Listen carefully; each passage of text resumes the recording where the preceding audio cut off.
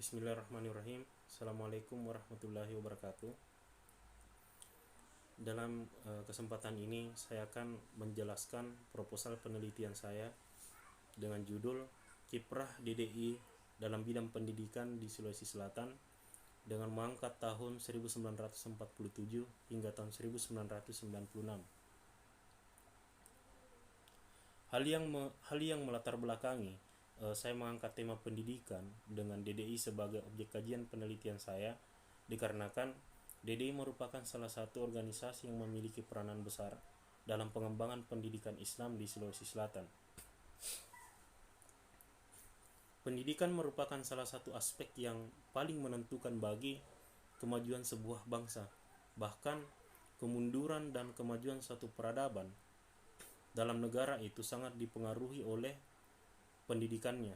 Maka tidak heran jika dikatakan bahwa dunia pendidikan diakui terlibat dalam upaya merekayasa suatu peradaban.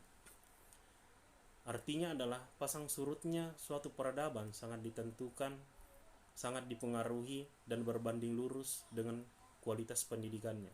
Dengan demikian, kita menyadari bahwa betapa pendidikan itu sangat penting bagi perkembangan suatu bangsa. Berangkat dari sebuah kalimat ipsa scientia potesta est, yang artinya adalah pengetahuan adalah kekuatan. Sekiranya cukup memberikan gambaran kepada kita bahwa dahulu siapa saja yang mengembangkan ilmu pengetahuan pasti akan kuat dan berkuasa.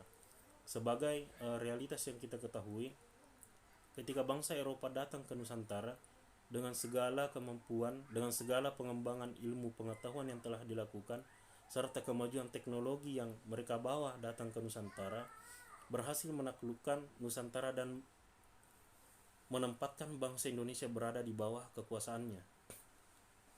Namun demikian, secara historis, pendidikan modern bangsa Indonesia merupakan hasil cangkokan dari sistem pendidikan Barat.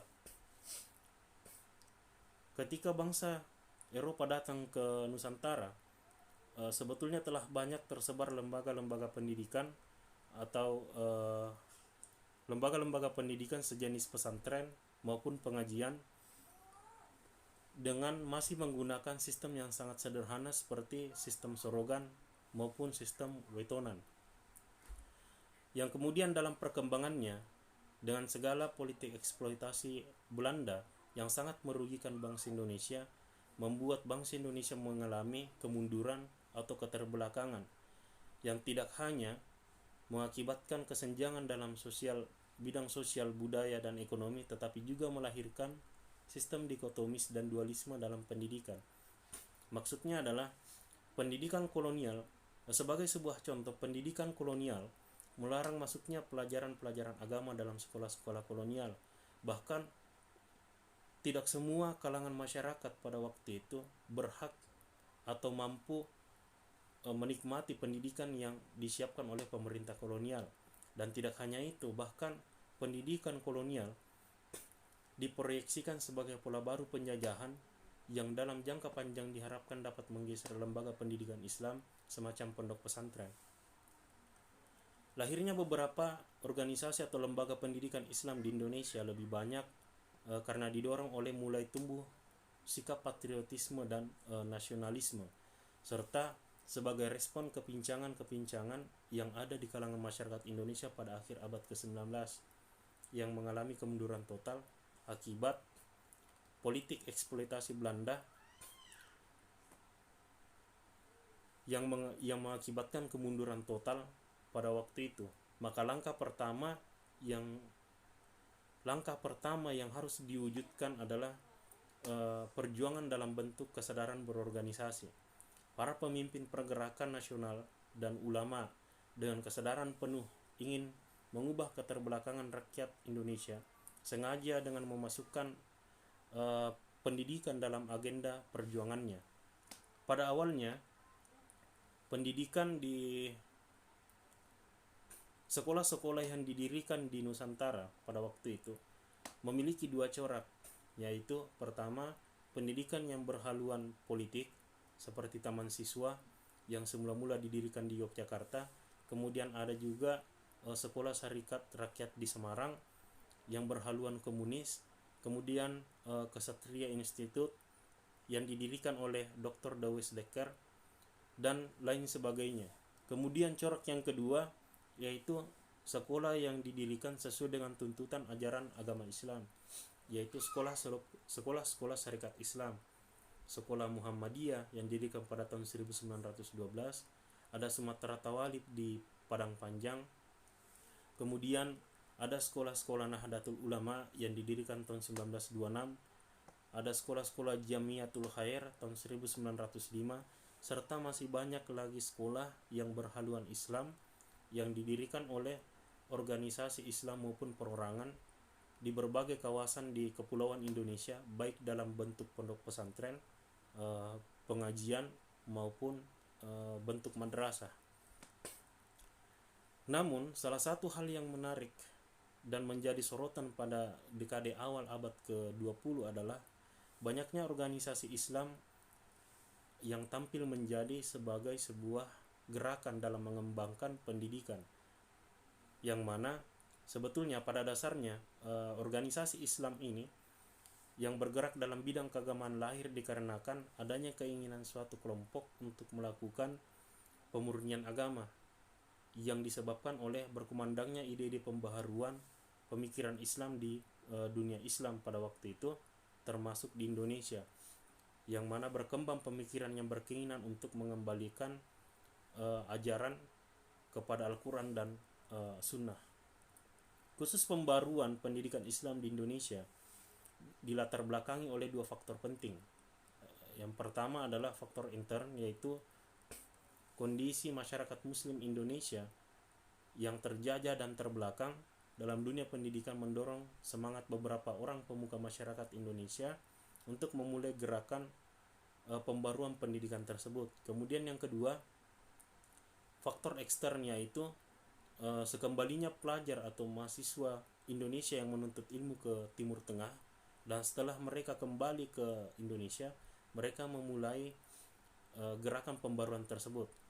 Nah, di antara tokoh-tokoh yang terkenal sebagai tokoh pembaharu waktu itu adalah seperti Haji Abdullah Ahmad, kemudian ada Kiai Haji Ahmad Dahlan, kemudian ada Haji Karim Abdullah, yang mana dalam perkembangannya terjadi sebuah persaingan antara ulama yang menginginkan pembaharuan dalam hal ini yang bersifat progresif atau reformis dengan para ulama yang konservatif, atau dalam berbagai literatur atau meminjam istilah dari disertasi ayahanda Dr. Mustari Bosra dikenal sebagai ulama tradisionalis. Para tokoh pembaharu tersebut banyak yang mendirikan lembaga pendidikan dan organisasi sebagai alat perjuangannya. Ada beberapa ormas Islam di Indonesia yang termasuk kategori ormas reformis. Di antaranya yang terbesar adalah Muhammadiyah.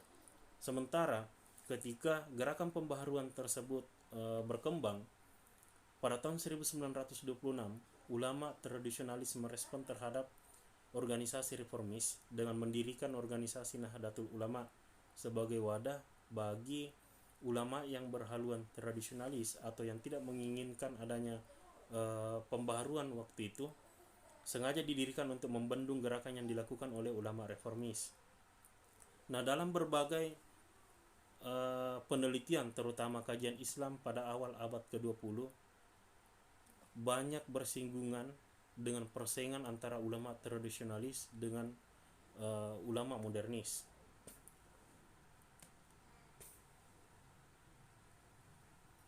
Ulama-ulama modernis banyak mendirikan lembaga-lembaga pendidikannya yang kemudian dipelopori oleh Muhammadiyah dan sekolah-sekolahnya.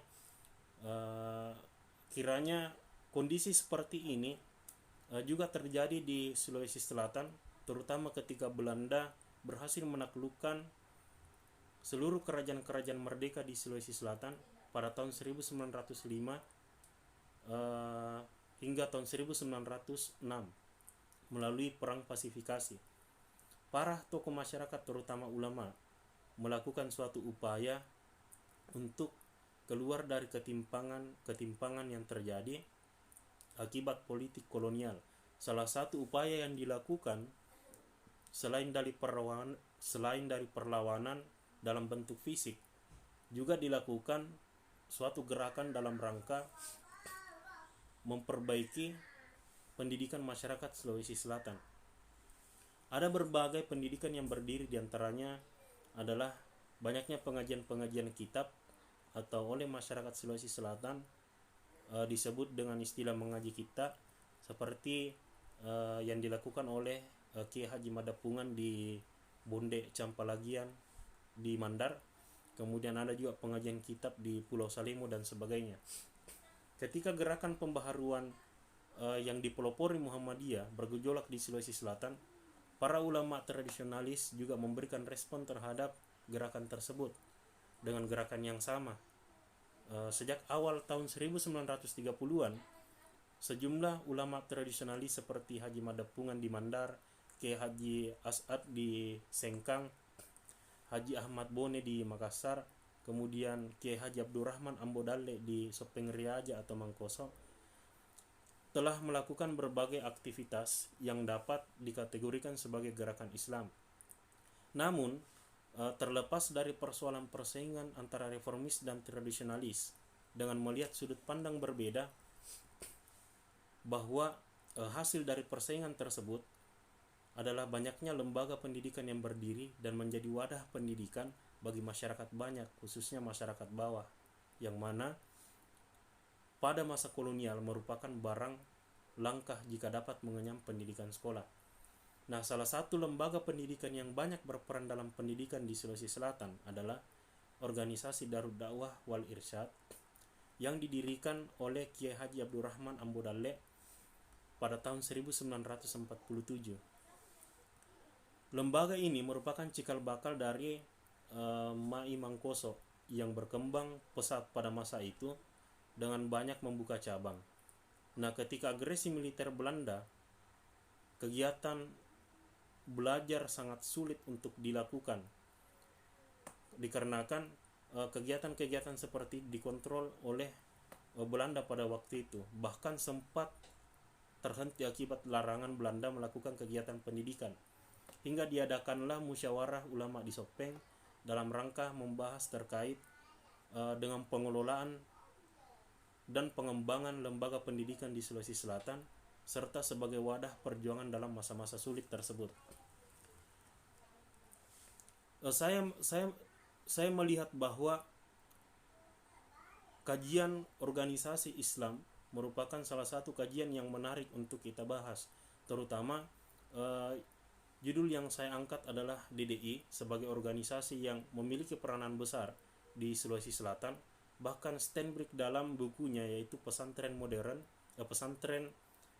madrasah sekolah pendidikan Islam dalam kurun waktu modern, mengatakan bahwa sejarah pendidikan Islam modern di Indonesia bukanlah merupakan sejarah pribadi tertentu, melainkan lebih merupakan sejarah organisasi.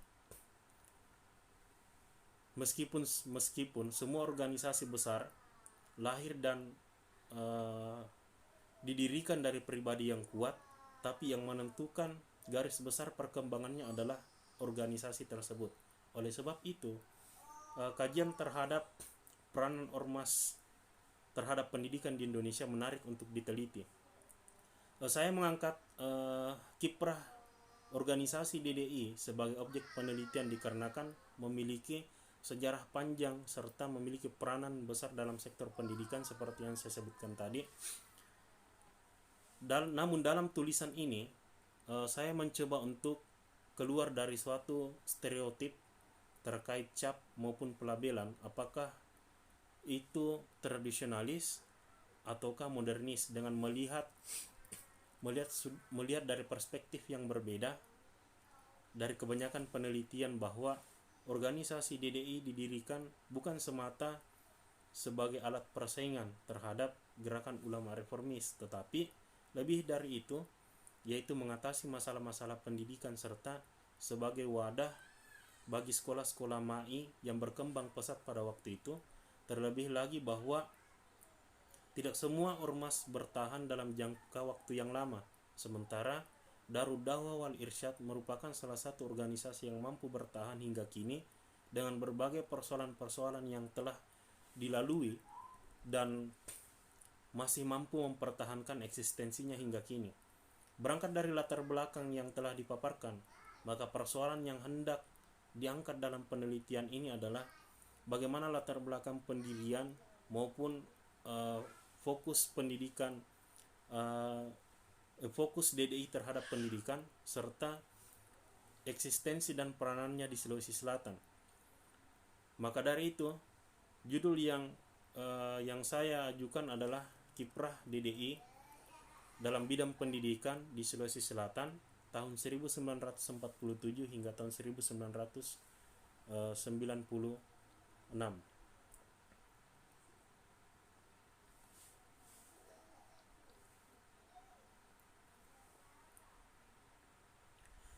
Selanjutnya, batasan masalah.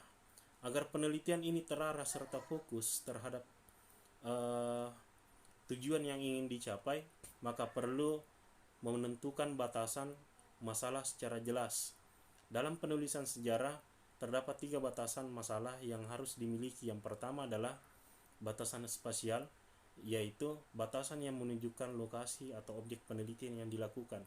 Batasan spasial dalam penelitian ini adalah wilayah Sulawesi Selatan, dengan pertimbangan bahwa Sulawesi Selatan merupakan tempat lahir dan berkembangnya organisasi pendidikan Darud Dawah wal Irsyad. Kemudian yang kedua, batasan temporal, yaitu batasan yang membatasi rentang waktu objek penelitian. Dalam penelitian ini, batasan temporal yang saya berikan adalah dimulai pada tahun 1947 sampai tahun 1996, dengan pertimbangan bahwa tahun 1947 merupakan proses transformasi dari sekolah MAI menjadi Darud Dawah, organisasi Darud Dawah wal Irsyad. Kemudian sampai pada tahun 1996 dengan pertimbangan bahwa pada tahun ini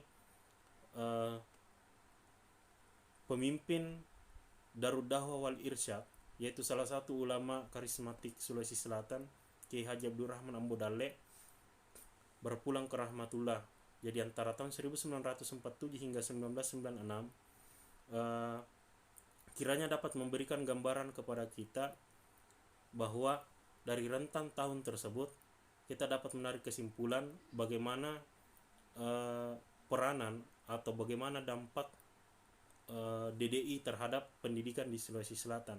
Kemudian yang ketiga, batasan tematik, yaitu batasan tentang tema yang akan menjadi bahan pembahasan dan penelitian. Batasan tematik penelitian ini terfokus pada beberapa poin tema pembahasan, yaitu tentang latar belakang organisasi Darud Dawah wal Irsyad. Kemudian kedua, strategi pengembangan pendidikannya. Kemudian yang ketiga adalah dampak yang ditimbulkan dengan berdirinya lembaga DDI di Sulawesi Selatan.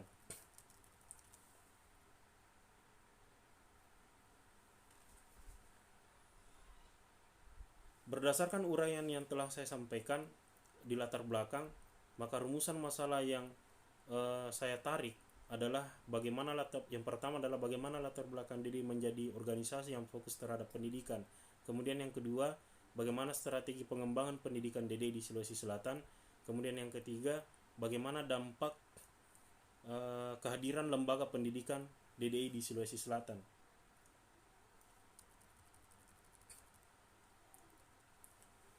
Kemudian tujuan penelitian. Tujuan yang hendak dicapai dalam penelitian ini adalah yang pertama, untuk memberikan penjelasan terkait dengan latar belakang DDI mengambil peranan utama dalam bidang pendidikan. Kemudian yang kedua, untuk mengetahui bagaimana strategi DDI mengembangkan pendidikannya di Sulawesi Selatan. Kemudian yang ketiga, untuk mengetahui bahwa bagaimana dampak yang ditimbulkan dari pendirian lembaga pendidikan DDI di Sulawesi Selatan. Kemudian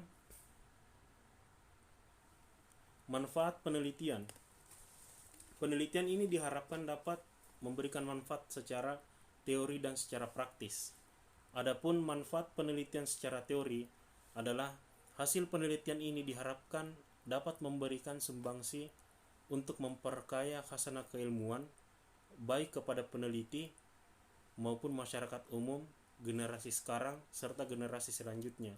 Kemudian yang kedua, dapat memberikan masukan dan kontribusi bagi para peminat sejarah atau masyarakat umum yang ingin mengetahui atau mengkaji lebih dalam tentang kajian pendidikan Islam, khususnya DDI Darud Da'wah wal Irsyad.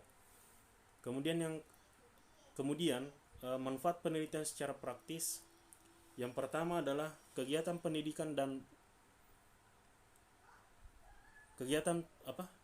manfaat penelitian ini diharapkan dapat bermanfaat bagi kegiatan pendidikan dan menambah referensi di dalam kajian kesejarahan.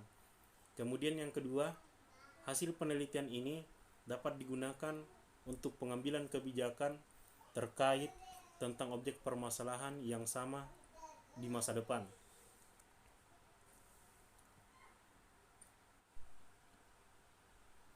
Selanjutnya, bab 2 tinjauan pustaka.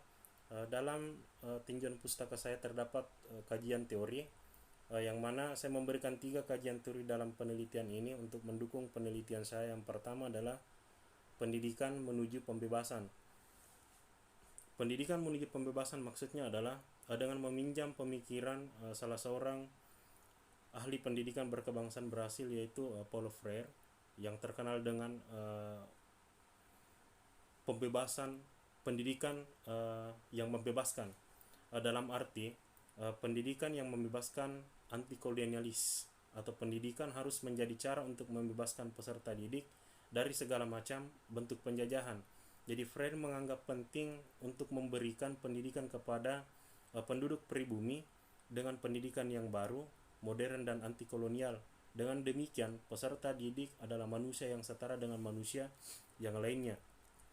Berangkat dari gagasan bahwa pendidikan adalah upaya pembebasan manusia dari kolonialisme, maka tidak mengherankan jika pada masa-masa prakemerdekaan pendidikan merupakan pokok penting yang harus diutamakan.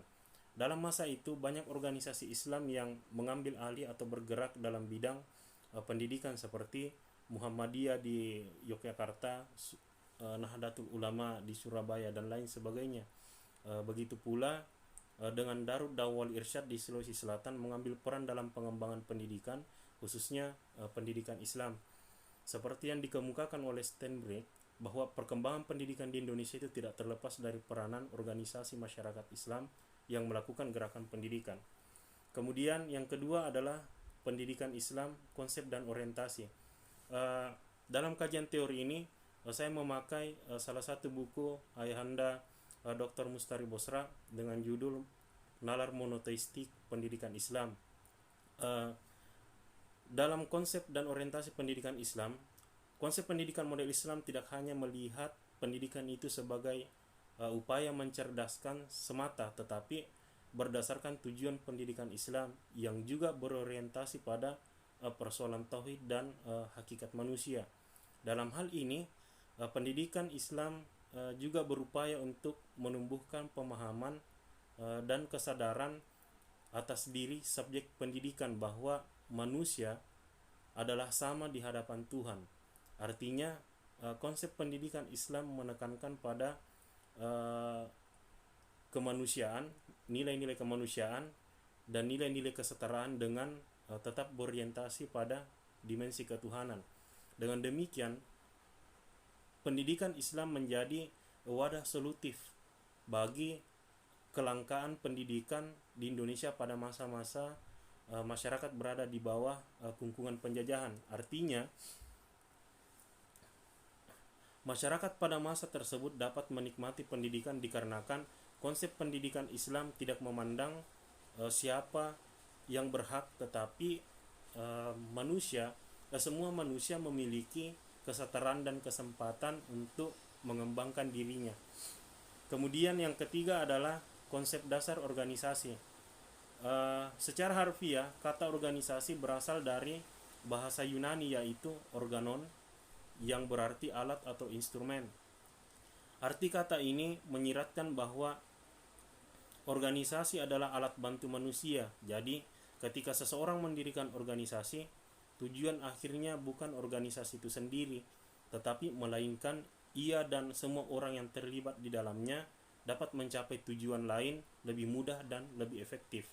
Itulah sebabnya mengapa organisasi sering didefinisikan sebagai sekelompok orang manusia atau group of people yang bekerja bersama-sama dalam rangka mencapai tujuan bersama. Kemudian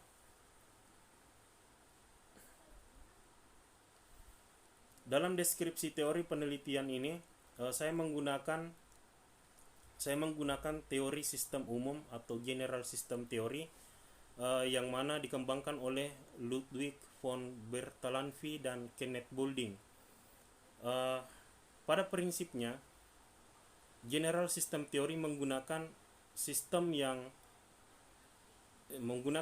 sebagai dasar pemahamannya terhadap fenomena organisasi, dan tidak hanya memahami bagaimana organisasi berfungsi, tetapi juga memahami bagaimana organisasi berinteraksi dengan lingkungannya. Kemudian selanjutnya tinjauan pustaka. Dalam tinjauan pustaka terdapat beberapa karya, diantaranya adalah Andre Gurutta Ambodalle dengan judul Mahaguru dari Bumi Bugis Membela Indonesia. Kemudian yang kedua, salah satu karya disertasi Dr. Mustari Bosra, yaitu Tuang Guru, Androng Guru, dan Daeng Guru, Gerakan Islam di Sulawesi Selatan tahun 1914 hingga tahun 1942. Kemudian Jaringan Ulama Sulawesi Selatan dan Sulawesi Barat pada awal abad ke-20. Kemudian yang keempat, Tradisi Pesantren, Studi Pandangan Hidup Kiai dan Visinya Mengenai Masa Depan Indonesia. Beberapa karya ini merupakan karya yang menjadi acuan dalam penyusunan penelitian ini, dikarenakan terdapat relevansi yang banyak terhadap penelitian saya. Nah, selanjutnya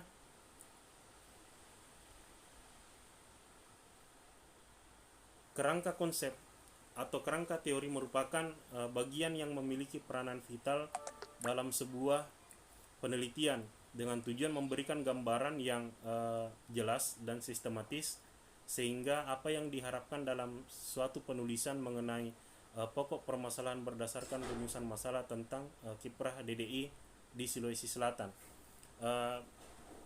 Dapat kita lihat kerangka konsep yang tersusun dalam bentuk bagan yang terstruktur mulai dari kondisi pendidikan di Sulawesi Selatan, kemudian turun ke bawah terdapat Jaringan Ulama Sulawesi Selatan, di mana para ulama-ulama sebetulnya saling terkait antara satu dengan yang lainnya, yang kemudian melahirkan beberapa ide-ide, termasuk ide-ide pendirian lembaga-lembaga pendidikan di Sulawesi Selatan. Kemudian ada Ma Imangkoso yang kemudian bertransformasi menjadi Darud Dawah wal Irsyad.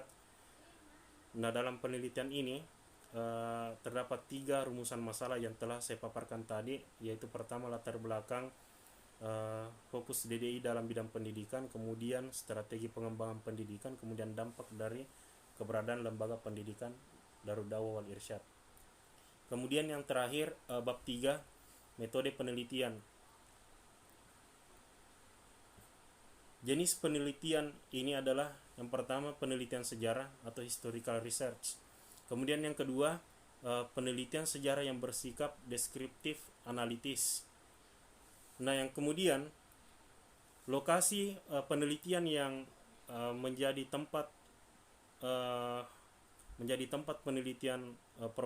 penelitian ini adalah yang pertama Pondok Pesantren DDI Mangkoso di Kabupaten Baru, dengan pertimbangan bahwa pesantren ini merupakan Ma Imangkoso yang kemudian bertransformasi menjadi Darud Dawah wal Irsyad, yang kemudian menjadi pusat DDI atau organisasi DDI pada masa itu. Kemudian yang kedua, Pondok Pesantren DDI Lilibanat Ujung Lara Parepare, dengan pertimbangan yang sama bahwa tempat ini juga pernah menjadi pusat pusat pendidikan organisasi DDI yang dipimpin langsung oleh Guru Tambo Dalle. Kemudian yang ketiga, Pondok Pesantren Manahiril Ulum Dedi Kabalang Kabupaten Pindrang, dengan alasan yang sama.